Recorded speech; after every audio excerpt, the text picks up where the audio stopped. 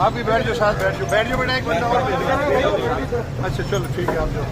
चलो भाई चलाओ चलाओ, चलो ड्राइवर। ठीक है वहाँ तक जा रहे हैं। चलो चलो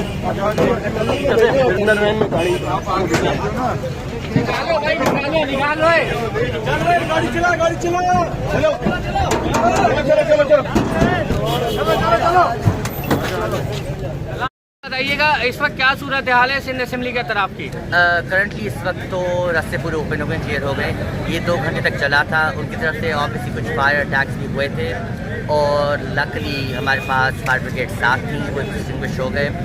बहुत सपोर्ट थी हमारे पास पुलिस फोर्स की तरफ से, SSB की साहब की तरफ से, वो खुद टीम में हमारे साथ। उन्होंने प्राइमरीली पूरा ये हैंडल किया है, उन्होंने खुद अंदर जाकर पूरा ये हैंडल किया है। और अभी आप देख सकते हैं पूरे रास्ते खुल गए। 2 घंटे पहले कोई एंट्री नहीं थी, सिर्फ धुआं था, सारी हमारी आँखें और आवाज़ चली ख़राब हो गई है, पर अब पूरा क्लियर हो गया है। ठीक है, हिरासत में भी लिया गया है लोगों को? जी बिल्कुल लिया गया। अंदर तक गए, वो बिल्डिंग में भी छुप गए थे, तो ये अंदर तक गए, उनको बिल्डिंगों से निकाला गया है, 10 बंदों को पकड़ा गया है। जी।